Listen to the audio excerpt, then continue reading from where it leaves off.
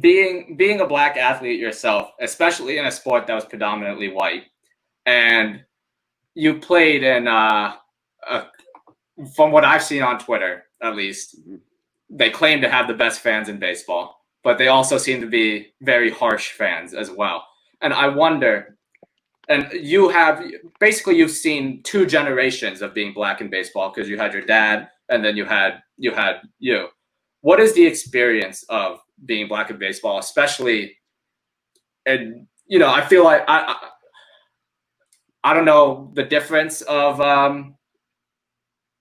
for black players now, if it's a little bit better. I don't know, obviously. I mean, we had the Adam Jones situation just only 2 years ago. But I mean, like, how is being black in baseball?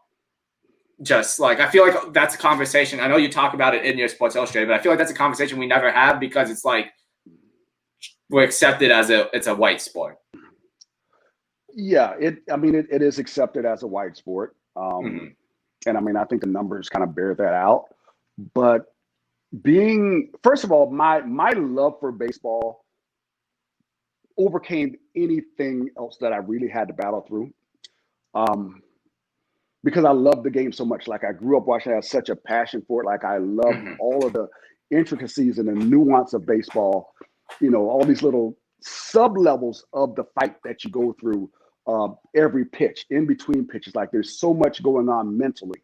And I always, I love that part. But on the field or in the locker room, sometimes it can be lonely. There are some teams over the years that have had, like, a few African Americans on it, and you could definitely tell that culture was a little different. But there's definitely some teams where you look at, especially coming through the minor leagues, they might have one African American kid on the team, maybe two. As you go up, you might start seeing a few more. But in baseball, because we get our talent from universities and high schools, when you talk about American talent, the pool that you were pulling these players from has been filtered out over the years. So now, it's honestly, the best way I can describe it is it's absolutely exhausting sometimes, and it's lonely. You find yourself having to assimilate all the time. You find yourself trying to find ways to be part of the group. You find yourself trying to find ways to endear yourself to your teammates, to watch the movies they watch, to listen to the music they listen to, to know the jokes that they know, the activities that they do. Might not, I never played cornhole before I saw a major league player. I didn't even know what it was. Like, I definitely didn't think it was that. You go through these things that never would have been part of your life, but because of your love for the game and your want and sometimes need to be accepted by your teammates, you leave part of yourself to be able to bring yourself into their world. And I say it's lonely because a lot of time that energy only goes one way. When you have a team like we had in the 99, 2000 with the Marlins, when they got, 99, 98, they got rid of everybody after the 97 season. 98, I got traded over. Charles Johnson had just left. Derek Lee's minor league, gets traded over. You start getting a few African American guys on the team, and then you start noticing there's a difference. Like, there's a different energy, and then it's actually easier to pull guys in because you play a song on the radio, and even if you don't know it, if it gets played a few times, you're going to understand what it is or like it, and it goes for all types of music. But when it's a one guy, like I was in St. Louis, I was the only one. In Houston, I was the only African American. I think my last year in Colorado, I was the only African American. So you find yourself in spaces where that energy is not coming back the other way. Like I mentioned movies, like the classic movies look, it's not just white movies. Like, everybody likes Airplane and, Caddyshack. Like these movies that have these classic one-liners from them. Yeah. Rounders, like, you know the movies that guys get together and watch on a road tour. you learn all those movies. You sit down and you know, see where it's coming from, but you realize that, you know, all the years you may have never had a conversation with a white guy about coming to America. Like you may have never had a conversation with a white guy about the movie Life, or you know, something like Harlem Nights. You know, like a cult, you know, like what's the with the Big Lebowski? Like that movie is like a cult movie. And like for like black people, like we got like Harlem Nights, the five heartbeats. Like those are like movies that maybe didn't get commercial acclaim, but like we love those movies. There's something about them, you know. But that energy or that conversation never comes back to the things that we like, or the things that we, you know, think are funny, or the things that we think are quality entertainment, because they've never been forced to indulge in that. They've never had to step outside of themselves or away from the things that they like to be a friend. And as someone like you who's very outspoken, and I'm sure, you know, during the years, there's been a bunch of social issues, whether it was even in the locker room or just happening in America, especially during that time. Was that a situation where you had to be silent, or like how is that when there's like a big social movement going on, or a big social issue that's happened, or even, you know, you hear somebody call you a name? Like, how do you have to address that as being like the only black person in a locker room, and a black person in a room full of probably 17 white guys, prominently white guys? You have to do it in a way where you don't embarrass them, because more than anything, if there's an audience and someone who is in a perceived position of power feels like they're being chastised publicly, they're not going to hear anything. They're going to bristle. They're going to, you know, they're going to find a way to plant their feet in the ground to not hear you. So you have to go about it in a way where you to catch that person alone, or you find time to say, hey man, I heard this and it didn't really sit right with me, and I'm going to tell you why it didn't sit right with me. I'm going to tell you why I feel this way. And if you have some, you have to do it in a way where, yes, you do approach it, but you can find yourself outside of baseball very quickly if you do it in the wrong way. Fortunately, there've been, now once you get your contract and once you are a established player,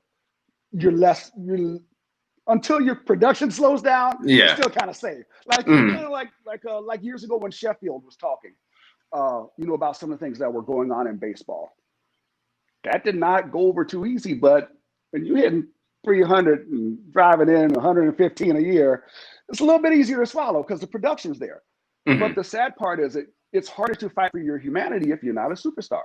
Yeah. You got guys who, Bruce Maxwell from Oakland, wasn't a superstar, but he's one of the things that the baseball needs. A catcher that can hit. Yeah. Those are precious commodities in baseball. Ended up getting let go. He played in Mexico, had a really good year down in Mexico. And the only offer he got back was from the team that released him. And he's like, why would I want to go back to the team that released me? Because I was trying to say, I want to make it home safe. Yeah. So he didn't sign back with Oakland, which honestly, I can't blame him. And that's he was the only.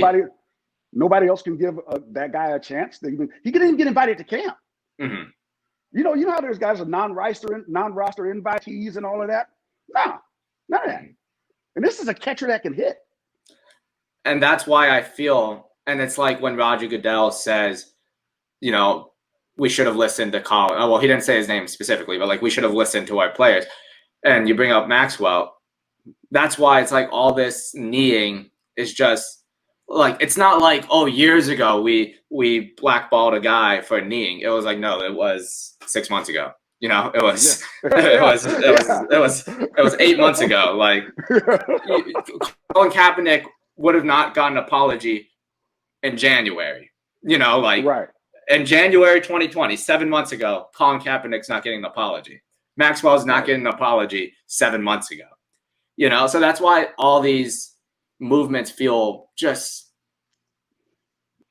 part of me part of me wants to like I need say to see your that, work. Yeah, like part of me wants to say like, oh, like, you know, people get these like bubbly feelings when they see a player knee, or they see a white people are kneeing now, and they get this like bubbly feeling, and just part of me is just like, it's hard for me to just be like, you know, there's something here. Like, can that player, I don't know, just pulling out a random name, let's say JT Realmuto, he's a pretty white guy. If he were to knee, like, I don't know if he did, but if he were to knee, is he going to come on to the camera and say Black Lives Matter and George Floyd was murdered by the police? Like, is he going to say that? Probably not. No, he's not. He's not going to say it. So, like, that's where I'm like, I don't get this bubbly feeling that seems like everybody else is getting when all these sports now are, well, NBA is different because NBA and WNBA have been on the front lines of these social movements. But when you see the NFL and the MLB, who never even, I can't even remember, the MLB does Jackie Robinson Day and thinks they cured racism in the sport. Like, they wear 42 on their back for what, one day? Is it one day? And it took quite a while for that to happen too, by the way. Yeah, it took a while. Yeah, I mean, Jackie Robinson, you wear 42 on your jersey for one day, and then like 2 weeks later, Tim Anderson's getting beamed for showing any sort of emotion. Like, you know, like, it's just like, that's where I just don't see these like social issues on these teams. Like, I just find it uncomfortable seeing these guys. And there was the guy on, like, and I wanted to ask you, if you were playing now, if you were on the team, if you were on the Giants right now, and Sam Coonrod, fitting name, doesn't take a knee, how do you handle that? I would ask him to go to lunch with me and talk about it, to try to figure out what his understanding is.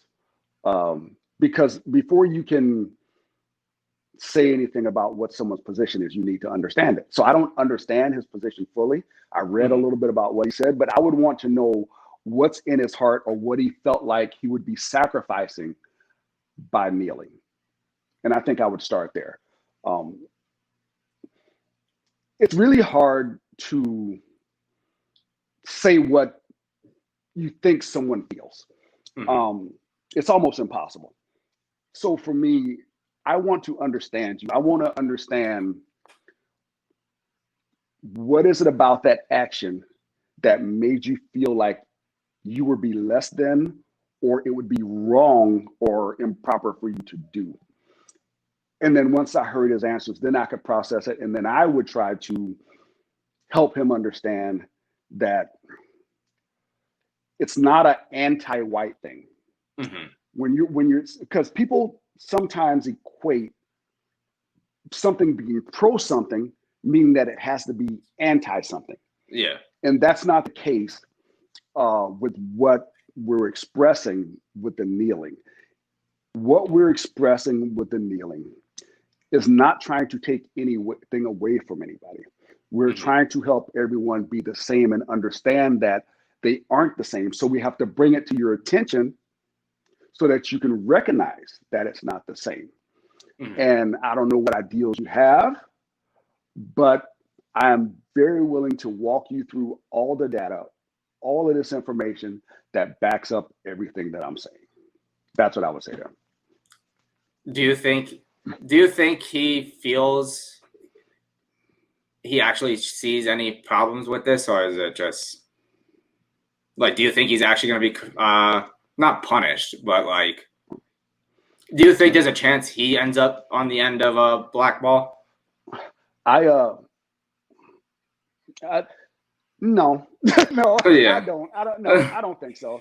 I mean, come on, let's the path to redemption is a little different when it comes, like, it's a little different. So I think if he performs well, he'll be fine. And that's where I come in with this. It's like, has any Giants player came out and said, I haven't read it, has any Giants player came out and said we don't support him? Like, I have not read that. I haven't read that. Yeah. Yeah, That's what I I'm mean, saying. Like, come so on. when I see, a white Giants player kneeling and I see him standing there, like if you actually cared for the movement, you actually believed in what you're kneeling for, you should be the one that says, I'm going to do my best to educate him. What he did was wrong, and I'm going to tell him why it was wrong, and I'm going to show him why it was wrong. But if you're just going to be silent on those issues, stand with him, because you might as well do it. Well, I think there's a lot of care about the perception of the stance that people are taking, and it's really, I mean, look, I don't know what that young man's family environment is like. I mean, he may have gotten a whole lot of harassment from home if he kneels. I mean, I don't know what his life is like. I do know that I've heard players that I used to play against straight out say, "Well, I'm not kneeling for anybody. I don't kneel for it." Well, you go to church. What are you praying for there? Better world, us to be more Christ-like. What are you praying for? Because if you're willing to go to church and pray for that, then why would you not pray for your fellow man? Why would you not pray for another human, possibly Christian like you are, to have a better life, to not be treated poorly, to be able to experience the same life, liberty, and pursuit of happiness that you enjoy? Why would you not want that? Yeah, that's a good question. And from when the MLB posted their statement, the first thing you said was, "Talk to me." What do you want to do? Like, if MLB were to reach out to you, like what type of initiatives, what would you want to see happen? First, I would have to know what they're willing to do, because you have to show me a willingness to do certain things. And I have talked to Major League Baseball Players Alumni Association. I've spoken with them a little bit, and I, just an initial talk. But for me, it's how well do you understand the problem? And I think that's something we need to ask, because even though you think someone may know a certain thing, they might not. And there's a lot of things that have led to what has gotten us to this point. And if you don't understand the issues, then first we got to get you up to speed on the issues. Then I need to know where you will, what steps are you willing to take? Because if you're talking about the end game of having more African Americans in baseball, making it more balanced, making sure you are aware socially, making sure you're understanding what's going on in the communities that are suffering from this over policing and overtaxing that they do. If you don't understand that, you're not going to know how to navigate it. So when it comes to the statement that they made with Black Lives Matter, I felt it was late and empty. When it comes to what I would actually have them do, is first have your game plan mesh with your objective. Because right now, the RBI program, these things are not translating into more African American kids in baseball. So why are you still doing it this way if that's not giving you the outcome that you're saying you want? So I'm saying, so why are we continuing this process in this manner if what we're saying we want to be the end of it, which means more athletes picking baseball, that were picking basketball and football before, that makes the game, exciting and puts the best talent on the field. If that's what you want, then you need to have your work towards that. And right now, you got kids who are in these programs, and which is great, gives them something to do. They're after school programs. But if you're actually talking about raising the level of African American players from 7%, where it is now, whatever it is, then you have to find out how to get these kids money to go to school, because you can have a after school program, but if it's not giving you a viable pathway to play baseball past high school and still get an education, most kids are not going to do that. It's hard to look your family in the face, whether you got two parents, one parent, it's hard to look them in the face and say, you know, I really love baseball, and it's going to cost me another. You know, I can get a half scholarship. I can get a half scholarship, but it's going to cost me $20,000. You guys need to come up with $20,000 a year for me. Even I got the half scholarship part, but you guys need to come up with $20,000 a year for me to go play baseball at this good school with a good program that really got a good chance of, you know, me getting better and being drafted out of college. Mm-hmm. Conversely, you can go and say, "Hey, mom, dad, I really do love baseball, but you know, I play basketball and Southwest, Middle Tennessee, whatever. Oh, they're willing to give me a full ride. Yeah, I know I'm not the best player in the state, but I can go here and get a degree for free.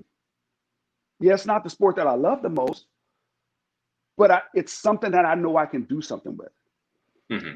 Baseball doesn't afford that to kids that are 13, 14, 15, 16 years old that are getting ready to make this decision if they are student athletes, what they need to devote their time to. Baseball just might not be economically worth it. If you're not drafted in the first few rounds, and we saw how few Black kids were drafted this year in those 5 rounds. Mm-hmm. What was it, 2? Was it 2? 1 or 2? Something like 2? Yeah. Yeah. I think so. The kid from like Cincinnati or Chicago, the kid from Chicago.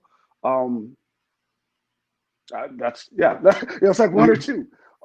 So if you're not one or 2 of those kids in the first 5 rounds, you're probably going to go to college. Mm-hmm. You know, you're probably going to go to college unless you're just one of those kids that, you know what, you take whatever they give you. If they give me 5,000, I'll go play. Unless you're one of those kids, which I've played with and against those kids in the minor leagues. But if you're a good athlete and you have a chance to go to college and have somebody pay for it, baseball is your last option because you can't get a full ride in baseball because there's not enough scholarships. So 11.7 scholarships for college baseball. I think there's like 80 or 50 or 80 something for football, and it's got like I want to say at least 15, 16 for basketball, something like that. Yeah. They can fill their whole rosters. They can fill out a team just scholarship players alone. Like you can't fill out a baseball team with 11.7 scholarships. Which is why what happened in Michigan last year was so big because they had like 4 or 5 African American kids and they act like it was like a Negro League team because it was like you see all these Black kids. Like what that really speaks to is how few Black kids are actually playing baseball at the college level. So if baseball wants to somehow increase the number of African Americans playing baseball, they have to tackle the economics part of it. They got to tackle the travel ball money. They got to tackle the showcase money. They got to tackle the college money. Like you're seeing all of these big events that are put together to show the best of the best kids. And what it really is just the most wealthy kids. Mm-hmm.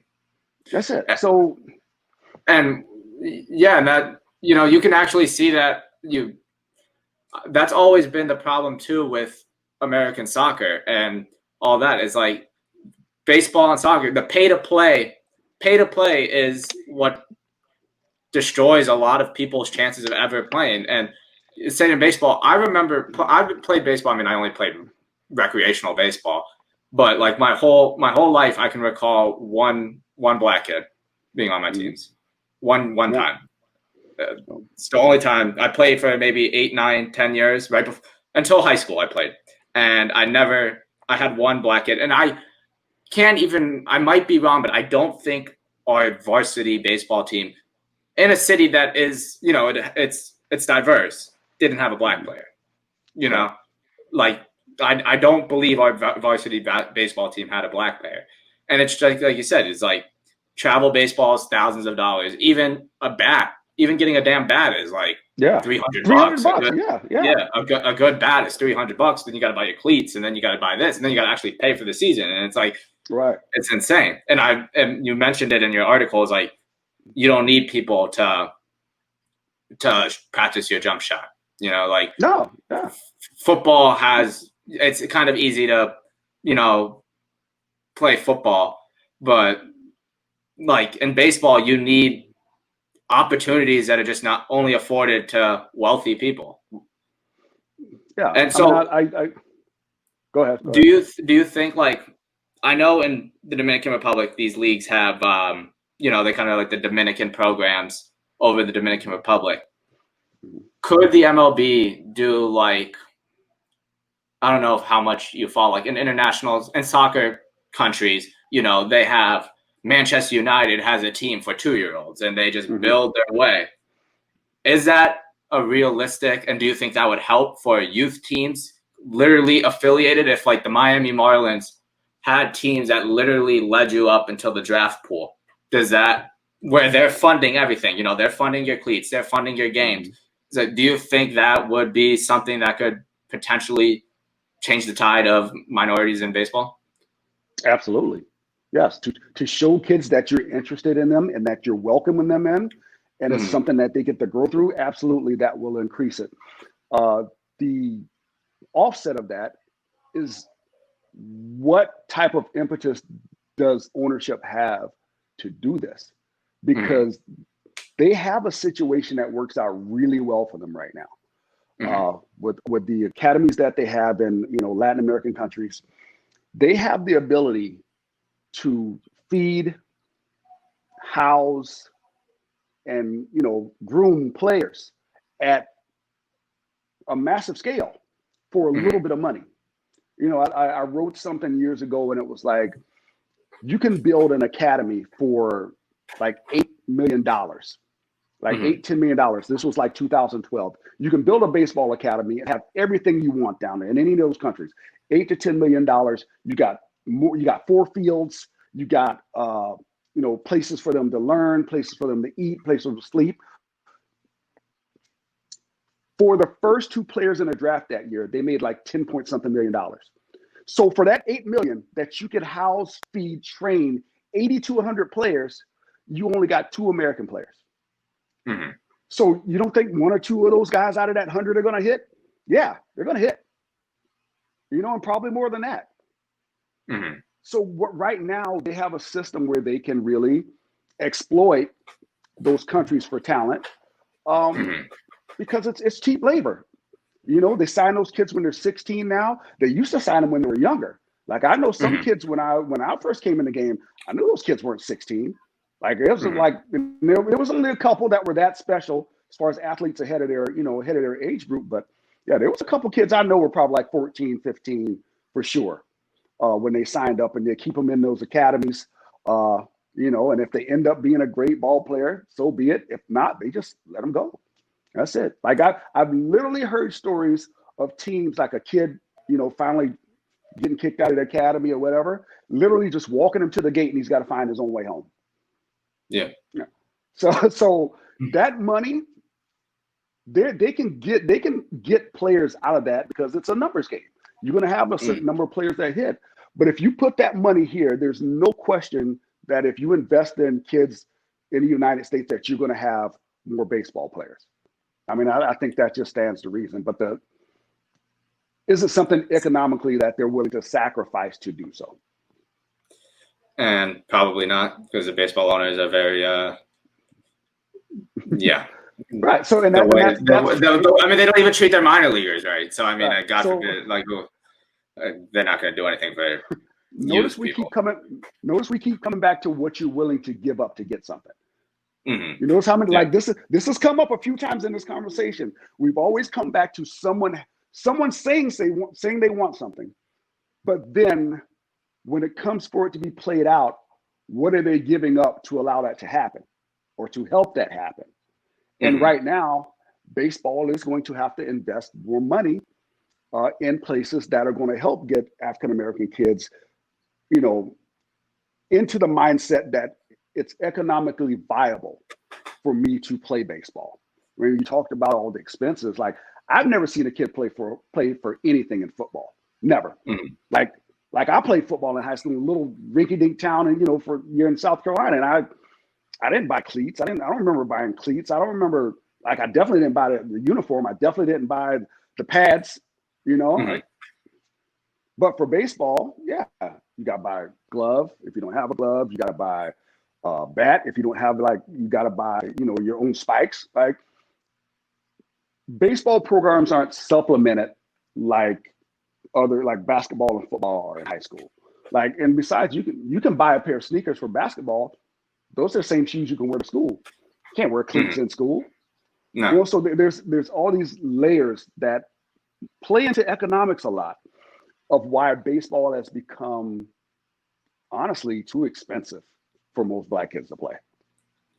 And I want to ask you one more thing, because this went much longer than it's such a great conversation. That's Much longer man. than Look, I told you. No, I told you I would do it for 3 hours. Buckled in. I would do it for 3 hours. I would just be. I just thought you had. I didn't want to hold you for too long. I would do this for 5 hours if I could. But I know baseball has a marketing problem in general, but then I think that all has a lot to do with.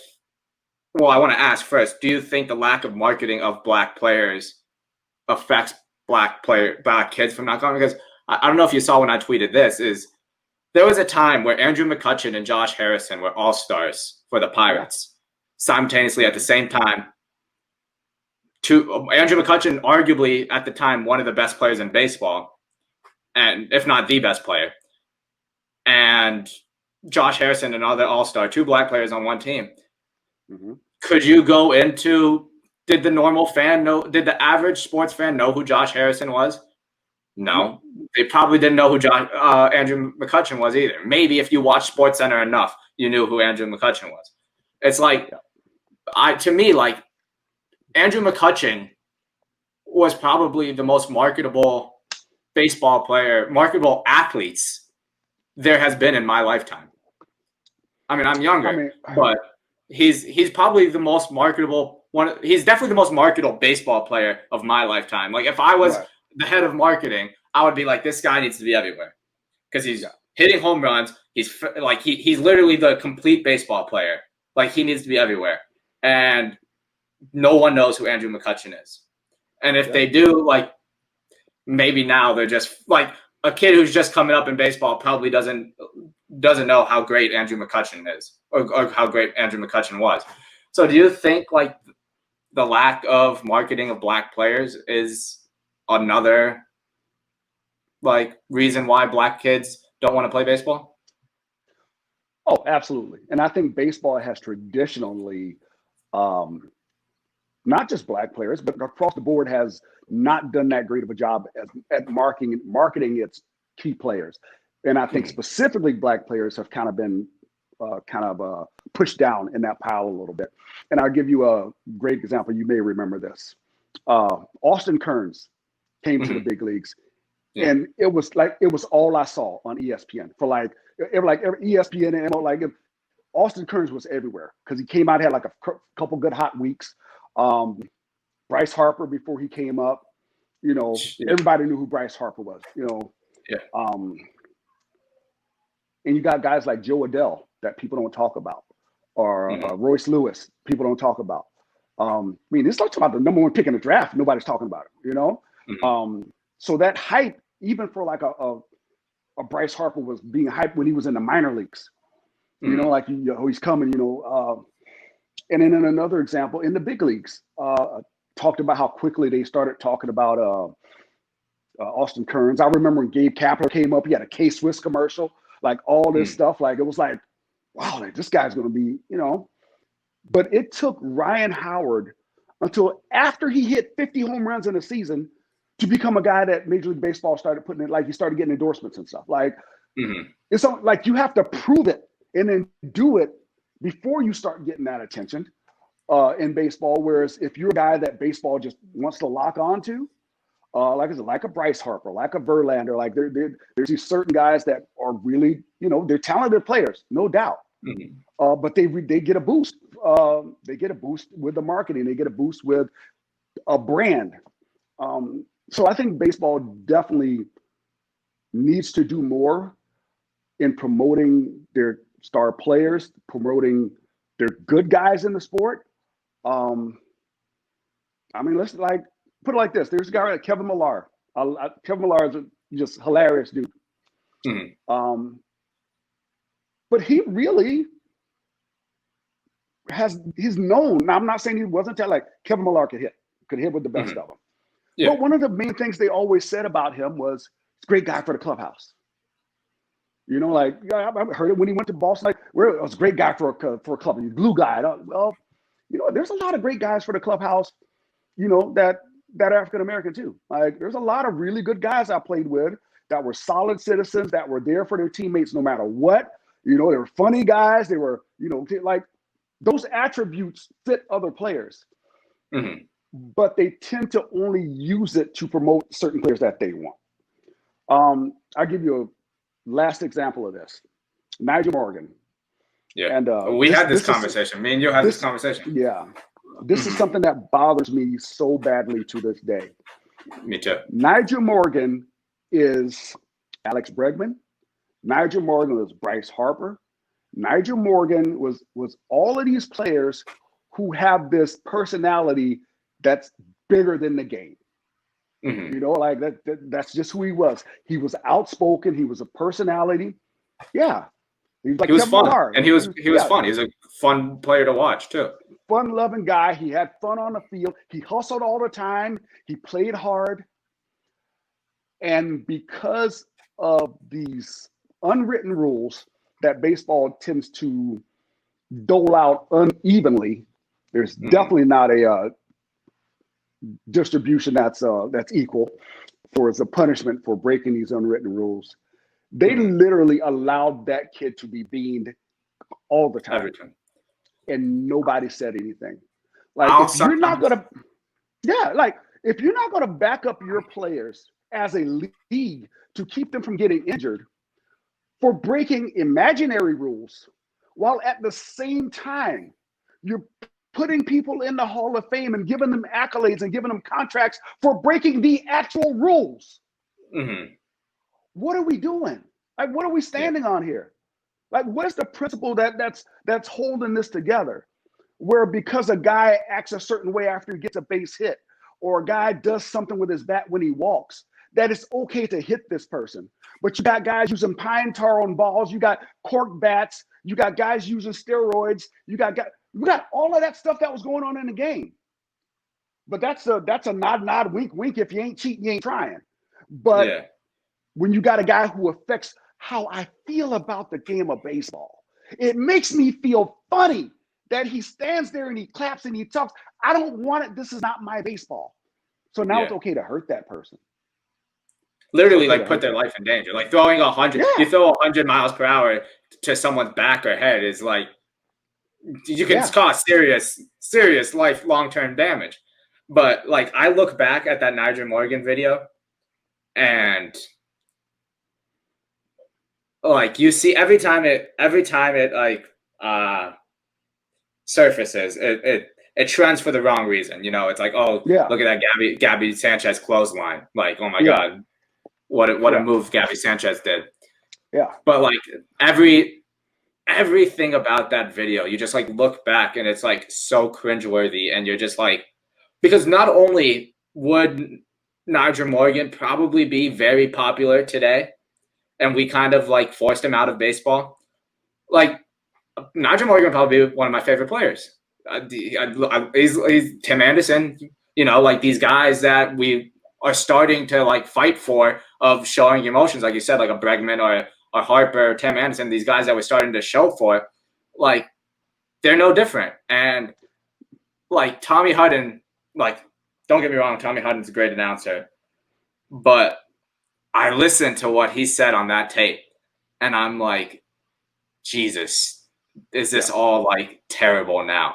It goes to show you how baked in that mindset is in baseball. It goes to show you how it's absolutely acceptable to treat someone that way, because that's how the game was played, or that's baseball. Like, they accept that as a mentality. And if I remember correctly, the reason why that all started was because he stole second in a game that they were losing. Right. Yeah. Like the Marlins were winning by like 10 runs, and Niger Morgan stole second base, and that's like, holy you know, like, he stole second base. He's trying to win. Like, God forbid he tries to win. You know. And I don't think they were even holding him on. Like, it was like a half. Like, the first base was kind of playing behind him, and he stole. And it's like, well, if you're not going to hold me on, why would I make it easier for you to have a force play? Like, you can't have it both ways. You can't say, okay, we're beating the snot out of you guys, so we're going to just back off our defenders and make us have more room to catch the ball, give us more range, and expect you to just stay here at first base. Like you're And asking me to concede something. Yeah, and what's funny is if it was the opposite, like the fans on both sides hated Niger Morgan. Even his own fans were hating him and saying he didn't belong in baseball. He's a disgrace to the game because he stole second base. But imagine if Niger Morgan did, like, I remember one time Bryce Harper did it, and guys do it all the time. Imagine if Niger Morgan, same situation, 10-run game, even if it's the same situation. Imagine if he showed no effort jogging to first base. Yeah. If he just, even if he popped out, knowing he was going to pop out, and he just does a half-ass jog to first base, he's getting killed. Yeah. So it's like a double standard anyway. Either way, it's like Niger Morgan had no chance in baseball because he, And so that's kind of like we talked about it earlier. You have to have a certain status to get away with certain things if you're a black player. Mm-hmm. Like Niger Morgan wasn't enough of a star for them to feel like they could tolerate him and his blackness and his antics. Like he was, but at the same time, you got guys who, I think were like Turk Wendell, who could do all the crazy stuff, brushing his teeth in the dugout and jumping over the line and having all these expressions on the field. Mark the Bird Fidrich. Like I'm going to name some very big names who had these crazy personalities. Mark the Bird Fidrich. Everybody loved all these machinations he had on the mound, doing all this oddball stuff. These are beloved people in baseball. Mm-hmm. These are people that Pete Rose. Pete Rose injured a guy in an All-Star game. But these again, that meant nothing at the time. There was nothing tied to the All-Star game. He took out Fosse. Who else we had? Well, guys I played with, like Klesko, Ryan Klesko. He would pimp singles. Hit the ball, bat flip. Nobody ever said anything. Brett Boone, do that bat flip the ball to second, bat flip the bat to second base on a home run. Nobody says nothing. And he's playing on the team that is perennially the moral police of baseball, the Braves. They're the ones who are always talking about playing the game the right way. Yeah. So they're talking that, but they got those guys on the team. Now, I bet you Andrew Jones couldn't do that when he was young. No. Like there's no way they allow that.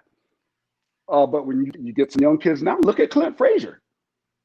This kid, he's talk about some attitude. I like it. Like he's got his chains hanging out. He's got his hat on. He is. Yeah, like Dietrich a little bit. Yeah, he's feeling himself, and that's okay. Mm-hmm. And you should be able to express yourself. But everyone should be able to express themselves. Like you shouldn't be vilified for having your own version of joy. And what they try to do with that is they try to legislate your personality out of the game through rules that don't exist. They try to legislate everything you do to make you conform to this image that's acceptable for them to be on the field with you, which is ridiculous. Yeah. They hated Ted Williams when he came into the league. They thought he was too exuberant. He'd hit a double and get on second. Yeah, they hated Ted Williams. All right. The double standards never went away. Yeah. It's when you really look at baseball, and it's we pay a lot of attention to. I'll give you a great example. Derek Dietrich played right here in Miami. That dude, he got so much sauce. Like he's ripping everywhere. Everything he does is a pimp or a show or look at me. Like and that's he ripped off his shirt after a walk-off. Yeah, and okay, fine, he did that, but they're still holding Puig up for things he did 5 years ago in LA. Like, he was a young kid that got $75 million at the age of 21. Yeah, I'd be an idiot too. Like, I would probably be an idiot. Like, I know a bunch of dudes walking around right now with no millions, but think they got it going on, and they're idiots. So can you imagine giving a young kid $75 million and he's controlling his own life? Yes, he's going to do some stupid stuff, but we don't hold it. We don't hold him to that image of himself 6-7 years from now. Like, but every day you see these comments about Puig, and none of them have anything to do with anything current. It's about what they remember people talking about him in LA. Yeah. That's a good point. Carlos Gomez. Carlos Gomez. Yep. He had that fight also versus the Braves. Also, that was versus the Braves. Yeah. Now, like I said, he's out of pitchers, baseball. they can yell and scream. remember? Look, we had Chad Paul's fist pump and trip over his own feet, like celebrating it out. Like, ain't nobody wanted to throw a ball at him, you know? That's the first time I ever saw someone over celebrate, but and baseball, I mean, there's just the unwritten rules never even made sense because it's like it doesn't apply to pitchers. no. Baseball unwritten rules, like pitchers, you like hit a home run, you flip your bat, you stare at it, pitchers lose their fucking shit. And a pitcher will like somersault off the mound after getting a big strikeout, and it's nothing. Now I'm going to categorize this because it's not all pitchers. There are some pitchers out there I know who they're not like this. But there are some pitchers who have the hardest time just accepting that it was their fault. Yeah. You know, like, and I get it because the nature of pitching alone lends itself to more success than any other thing in baseball. Like, you're gonna get more guys out than get hits. Like, that's just part. That's gonna happen. You're gonna have more success than you have. Even a guy who has a 7 ERA is getting more guys out than he's allowing hits to, which is a weird thing to think of. So you think about one of the worst pitchers possible. He's still getting more out than not. But they're so used to having so much success. Some of the guys, not all of them, some of them are so used to having so much success that when something happens, they cannot wait to find a reason to blame something or somebody else. Ignoring the fact that the only reason this thing happened is because you threw a terrible pitch. Yeah. None of this could have happened if you didn't throw a gutter ball. None of this is possible. I've never seen a guy hit a great pitch for no. I mean, that happens. That doesn't happen. But if you go up there and you throw this absolute gutter ball right down the middle, and a guy hits at 400 feet and it got no chance of being caught, and I've seen pitchers yell at their fielders for not giving it a courtesy jog. Yeah. You know, I've seen them yell at the hitter.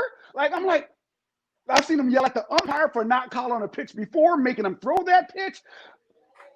When does responsibility become yours? It happens. You gave up a bomb. Yeah. It's part of the game. When the ball left the bat, everybody in the stadium knew this was a home run. And you're pissed off because a guy knew it was a home run. Yeah.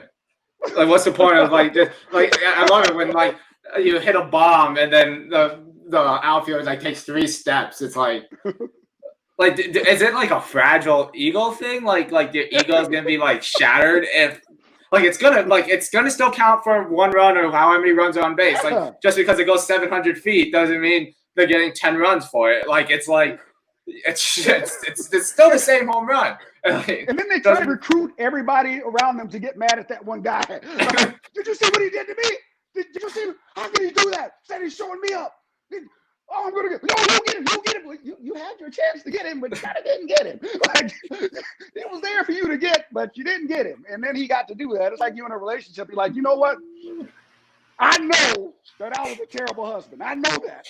I know that I did not take care of the kids like I was supposed to. I know that I stole money out of your purse, but you are not leaving me driving 35 miles an hour as opposed to 25. That pisses me off. What are you doing?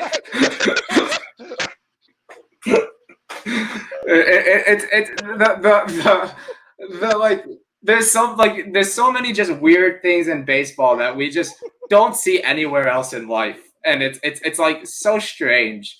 It's funny because the episode before this, I interviewed a pitcher, and I don't know if you remember Rick Vandenherk. He was a Marlins pitcher. Yeah. I had him on, and he was like, "Oh yeah," because he's in Japan. We're talking about how he played in Japan, Korea. And we're talking about Korea. They play the game fun, and you can do the backflip. He's like, there's the unwritten rules. They're necessary for the game. You just need them, and I'm like, I love you, man. Thank you for coming on my podcast.